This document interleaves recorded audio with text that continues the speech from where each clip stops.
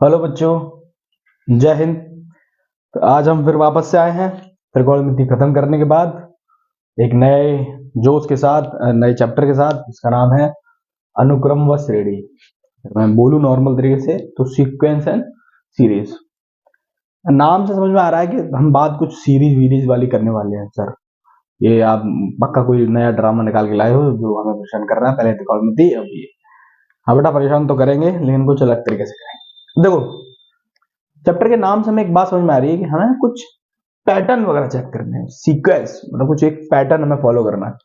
अब देखो बेटा, पुरानी मूवी में देखते हो, ठीक है, आतंकवादी कौन सा पैटर्न फॉलो करते हैं, है ना, वो सब रहता है कुछ वैसे ही वैसा है। पैटर्न दिमाग में आती है, हमारी एक चीज आ जाती है दिमाग में कि यार कोई एक पैटर्न फॉलो हो रहा होगा, यानी एक के बाद एक एक जैसा काम हो रहा होगा, है ना, कुछ ऐसा था। तो दिमाग घूमा कि सर बात तो समझ में आ रही है, कुछ कुछ दिमाग में चल तो रहा है, लेकिन हम उसको वर्ड्स में नहीं डिस्ट्रीब्यूट कर पा रहे हैं, बोल नहीं पा रहे हैं, पर बोले कैसे। मैंने बोला कोई बात नहीं, बचपन में स्कूल तो गया होगा, है ना।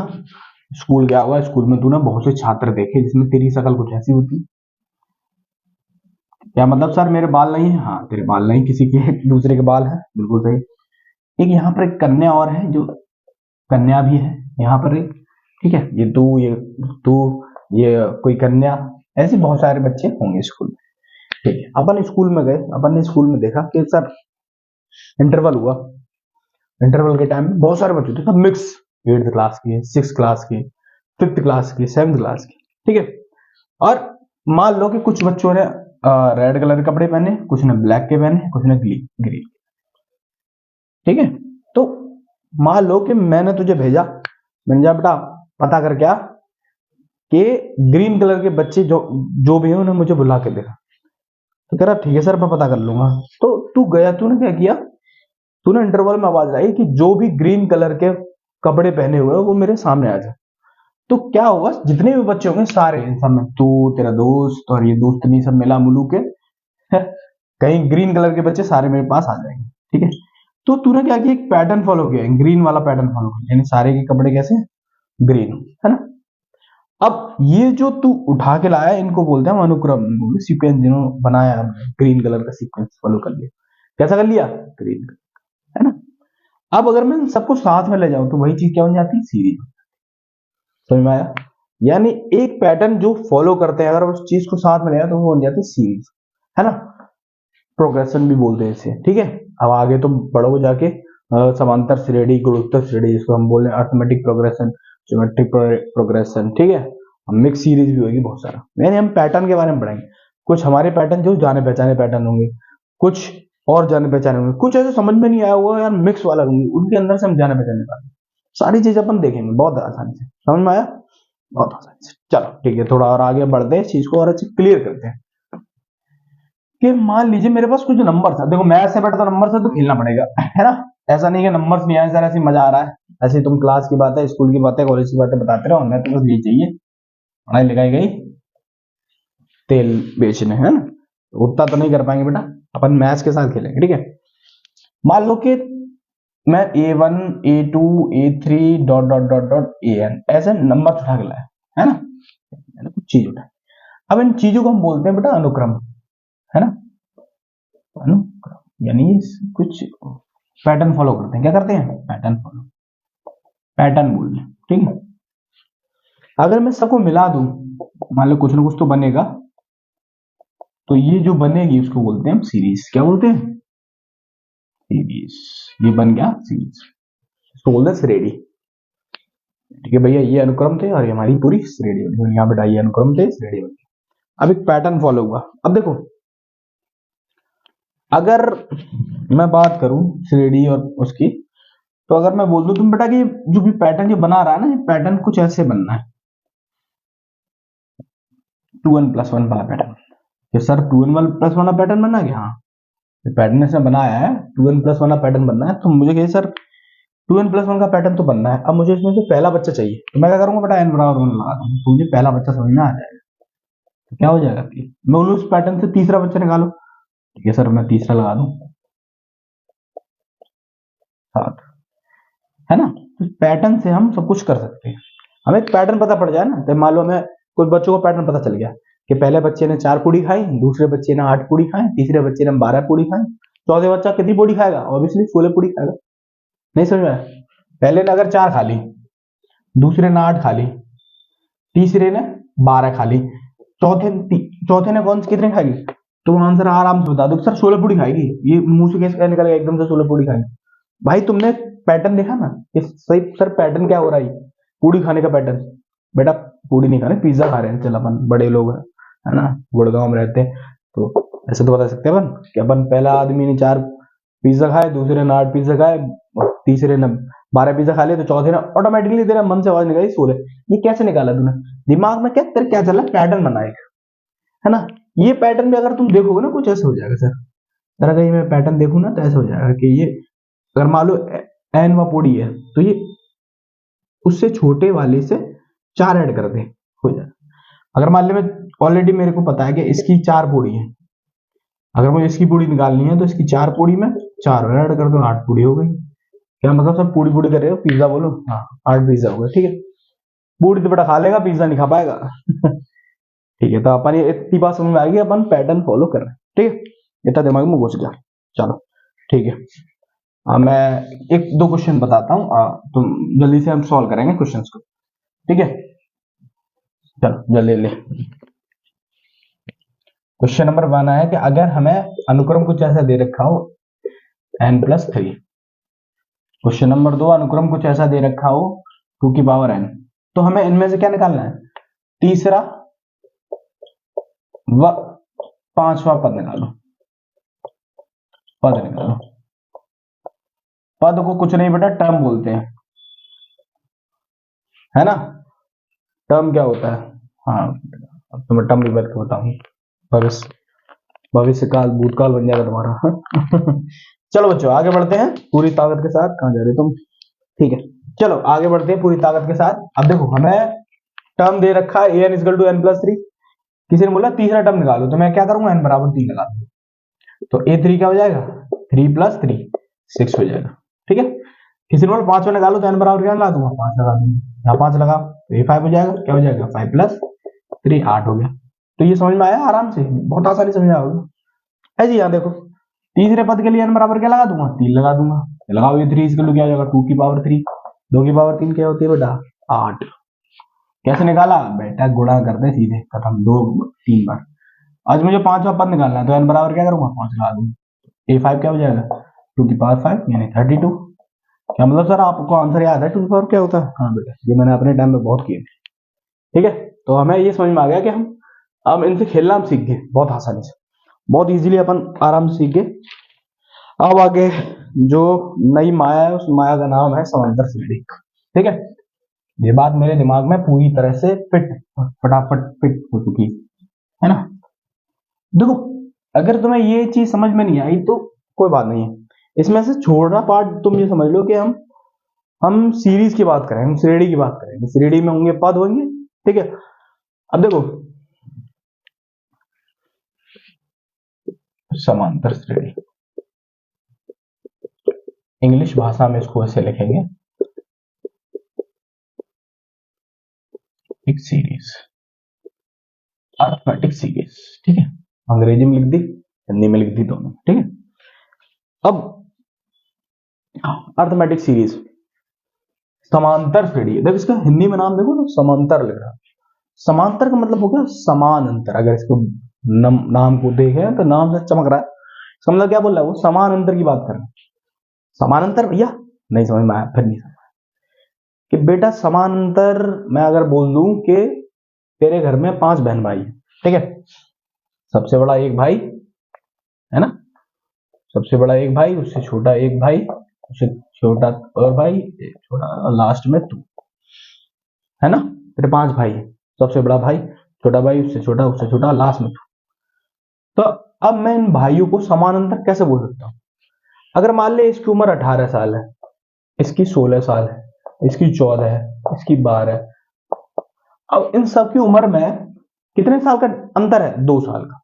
तो अंतर क्या है? 2 साल। अंतर क्या है? 2 साल। अंतर कितना है? 2 साल। अंतर कितना है? 2 साल। तो इनकी उम्र में अंतर 2 साल का है सिर्फ। तो हमें ये समझ में आ गया कि भैया यार बात तो आप सही कह रहे हो कि समान अंतर का मतलब कोई चीजों में पर्टिकुलर चीजों में अंतर हो, यानी उम्र में अंतर हो, वजन में अंतर हो, ठीक है, पढ़ाई में अंतर हो, समान अंतर हो, तो उसको बोलेंगे हम समान अंतर। कि सर समान अंतर समझ में तो आ गया कि मेरे आप सर बात क्या कर रहे हो, है ना, इतनी छोटी सी बात को इतना समय लेके बताते कहीं नहीं बेटा, ऐसे नहीं बताते, माफी दे दो मुझे सरकार, है ना, कोई बात नहीं, आगे बढ़ते हैं। ठीक है, तो अगर डिफरेंस समान हो, है ना, डिफरेंस समान हो, समान मतलब बराबर हो। अब इस डिफरेंस को बोलते हैं डी, क्या बोलते हैं, डी। इसको बोलते हैं सार्वंतर, इंग्लिश में कॉमन डिफरेंस, क्या बोलते हैं, कॉमन डिफरेंस। अब देखो इस चीज को बहुत अच्छे से समझेंगे। मान लो कि मेरे पास एक टर्म a1 था, दूसरा a2 था, तीसरा a3 था, चौथा a4 था, डॉट डॉट डॉट डॉट ऐसे करके an। ठीक है, मेरे को तब पता है कि मेरे पास ऐसे ऐसे पद थे इसी सीरीज में। हाँ, मुझे समांतर स्टडी समझनी है, तो ठीक है, मैंने मान के चला बेटा कि ये पहला पद क्या है, यहां देखता हूं, पहला पद मान लेंगे इसका नाम a है, ठीक है, कॉमन डिफरेंस d है, ठीक है, तो पहला पद तो a होगा। दूसरा पद क्या होगा, कॉमन डिफरेंस d है, तो दूसरा पद a प्लस डी होगा, है ना। तीसरा पद क्या होगा, कॉमन डिफरेंस d है, क्यों a प्लस डी होगा, क्योंकि इन दोनों का डिफरेंस d आना चाहिए, है ना, तभी तो कॉमन डिफरेंस d बोला जाएगा। तो a प्लस डी माइनस ए करूंगा तो फिर से d आ जाएगा। अब तीसरा क्या होगा, a प्लस टू डी होगा, है ना, तीसरा a प्लस टू डी होगा, क्योंकि इन दोनों का डिफरेंस करूंगा तभी तो d आएगा। इसमें से घटा के देखो, a से खत्म हो जाएगा, टू डी में से d खत्म हो जाएगा, d बचेगा। अब चौथे की बात करूं, a प्लस थ्री डी। अब सोच के देखो, पहले पद की बात a, दूसरे की बात a प्लस डी, तीसरे की a प्लस टू डी, चौथे की a प्लस थ्री डी, एनवे की बात करूं तो क्या हो जाएगा, a plus N minus N into D नहीं होगा। चमक क्या आ रही है बात, अगर अब भी नहीं चमकी, दिवाली के रसगुल्ला ज्यादा खा लेना, है ना, क्योंकि तुम्हारा शुगर डाउन है। फिर नहीं समझ में आई बेटा मैं क्या बोल रहा हूं, कि अगर इसको देख, है ना, बहुत आदमी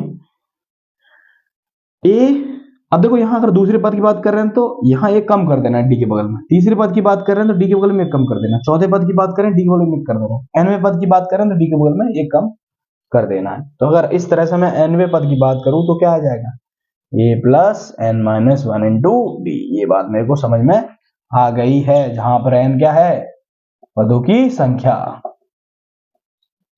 है ना। ये क्या है, प्रथम पद, क्या है, प्रथम पद।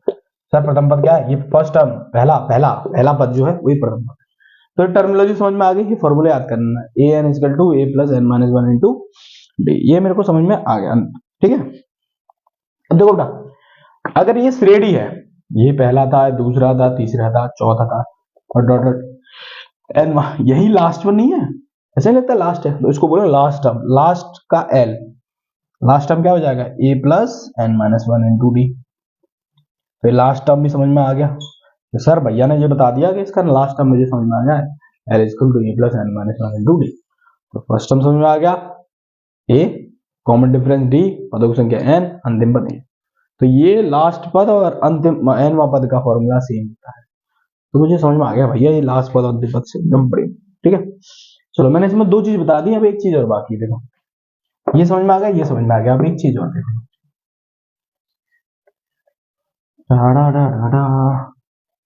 ठीक है। चलो, एक होता है पदों का योग, योग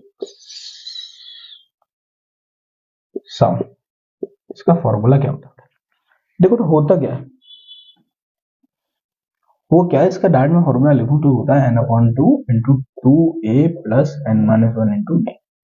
कैसे बनता है बेटा, चमत्कार है, मैं निकाल तो दूं, अभी बहुत टाइम लगता है ना। वैसे अगर तुम देखोगे ना कर करके सबका सम, तो तुम्हारे दिमाग में अपने आप चमक जानी चाहिए।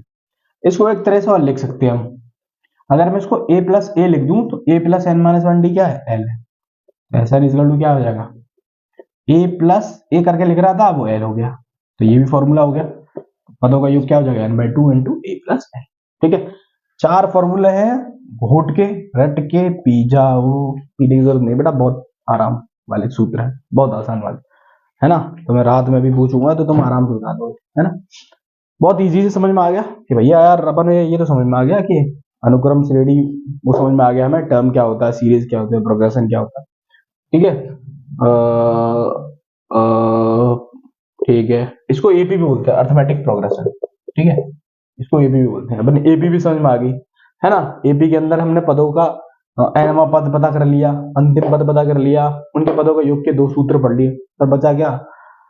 अरे बेटा एक होता है अंत से nवां पद, एक होता है अंत से nवां पद।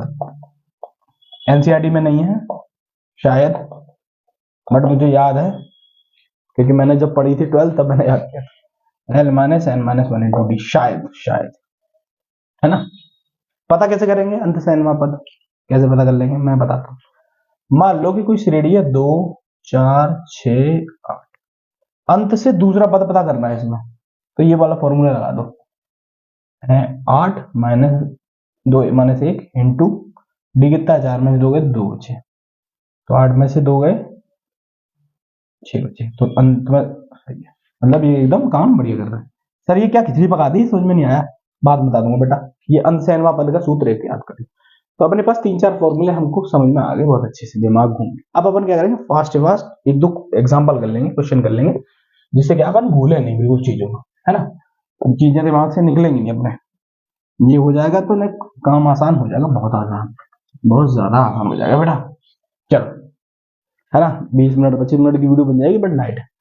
चलो, क्वेश्चन कुछ ऐसा है कि एक श्रेणी दे रखी मेरे को, है ना, जिसमें पद दे रखे हूं 16 20 24 डॉट डॉट डॉट, ऐसे समांतर श्रेणी दे रखी हो, क्या है समांतर श्रेणी, है ना, ऐसे दे रखे हो। अगर किसी ने बोल दिया इसका 5वां पद बताओ, क्या बताओ सर, 5वां तो बता देंगे, 16 है 20 है 24 है, 4 और जोड़ दो 28 हो गए, 28 और 32 हो गए। बेटा ऐसा नहीं बताना है, फॉर्मूले से बताना है। 5वां पद बताओ, 5वां पद यानी फिफ्थ टर्म, फिफ्थ क्या होगा।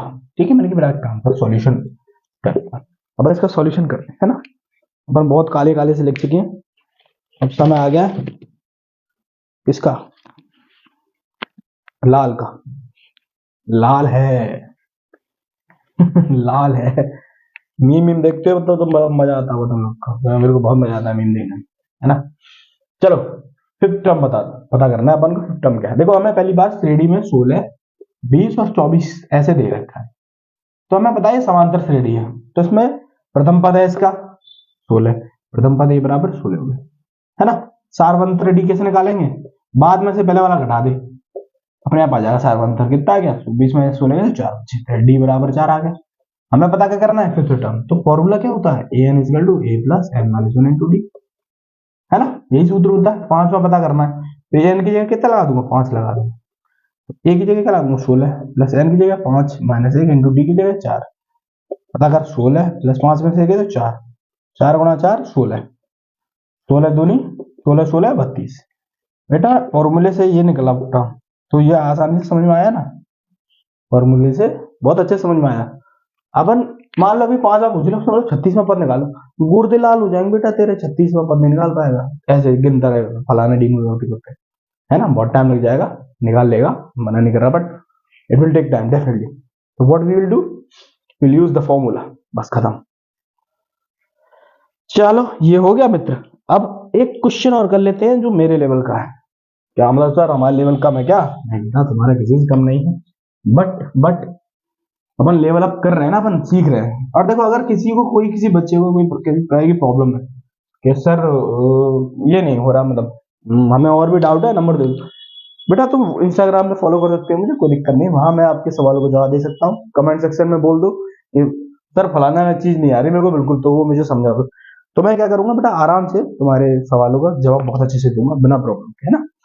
और मुझे और बताओ कि और किस टॉपिक पे मैं क्वेश्चन बना सकता हूँ, ठीक है।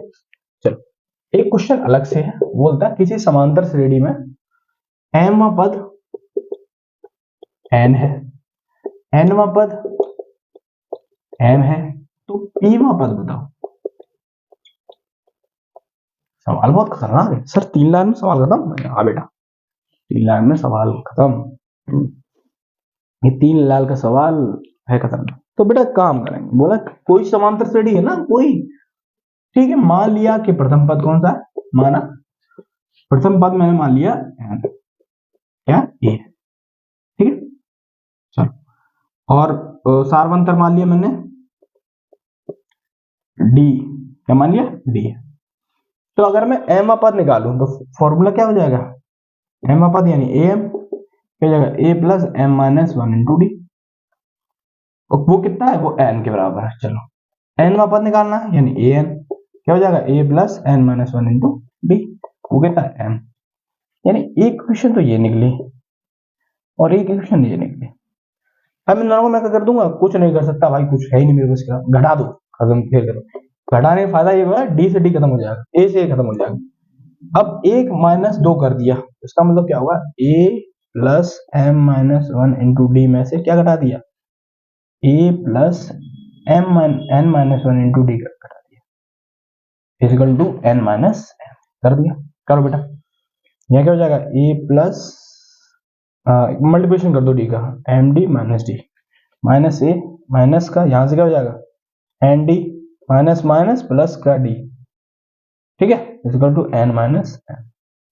तो ए से ए खत्म हो गया, ये डी से ये खत्म हो गया, यहाँ से क्या बचेगा सिर्फ M D minus N D equal to N minus M. यहाँ से भी डी कॉमन ले लो, क्या बचेगा M minus N equal to N minus M. बुद्धिमान पुरुष अपने आप आंसर समझ जाएंगे। डी कितना हुआ, देखो n minus M divide by M minus N. यहां से ऊपर से माइनस कॉमन ले लूं तो n माइनस सॉरी क्या माइनस कॉमन ले लूं तो क्या हो जाएगा, जो प्लस का था वो माइनस का बन जाएगा, माइनस का था वो प्लस का बन जाएगा, नीचे m माइनस एन, खत्म कर दे। d इजकल टू कितना बना, d इजकल टू 1 बना।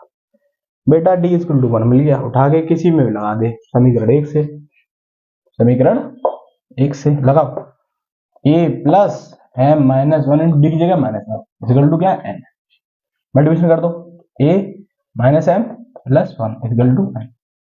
तो a इक्वल टू क्या निकला, n उधर m उधर जाएगा, तो n ये माइनस का प्लस बन जाएगा m, और प्लस का 1 माइनस का 1। हमें क्या चाहिए, टीपी निकालने के लिए a plus P minus 1 into D, A और डी चाहिए थे, ठीक है, पुट करो। टीपी क्या हो जाएगा, a की जगह n plus m minus 1 plus P minus 1 into D की जगह माइनस 1 लगाओ, तो टीपी क्या हो जाएगा, बेटा सजग रहो सब समझ में आएगा, माइनस का गुणा कर दो, माइनस पी प्लस 1, प्लस 1 से माइनस 1 खत्म, तो n प्लस एम बचा, यानी पी का पद क्या निकला, n plus M minus P. ये हमारा उत्तर है। बेटा इतना बड़ा सवाल अपन ने कर दिया बहुत इजी वे में। क्यों कर पाया, क्योंकि हमें ये फॉर्मूले याद थे, अगर ये फॉर्मूले याद नहीं होते तो अपन कर ही नहीं पाते, ठीक है। तो अपन ने इतना तो एकदम समझ में आया। वीडियो देख लो कितने मिनट की होगी, बाप रे 23 मिनट की हो चुकी है ऑलरेडी, ठीक है। तो अपन इस वीडियो में इतना ही रखते हैं, ठीक है। नेक्स्ट वीडियो अपन बनाते हैं, उसमें और थोड़ा अर्थमेटिक प्रोग्रेशन निकाले, सॉरी हाँ अर्थमेटिक मीन वगैरह चलेगा, तो वो चीज अपन पढ़ लेंगे, है ना। और कोई भी प्रॉब्लम हो किसी भी इससे रिलेटेड, मैथ से रिलेटेड, किसी फलाना टीम का, दूसरे मैथ से रिलेटेड, तीसरे फिजिक्स से रिलेटेड, फिजिक्स ऑल्सो डालूंगा बेटा मैं, फिजिक्स में पूरा एकदम बढ़िया से एनएलएम एलएलएम बहुत अच्छे से चलेगा, मैं 11th का फिजिक्स 12th की, मैथ्स भी चलेगा दबा के, कंप्यूटर साइंस के सब्जेक्ट भी पढ़ाऊंगा, सब पढ़ाऊंगा, दुग्गल साहब बन जाऊंगा। ठीक है, धन्यवाद बच्चों, जय हिंद।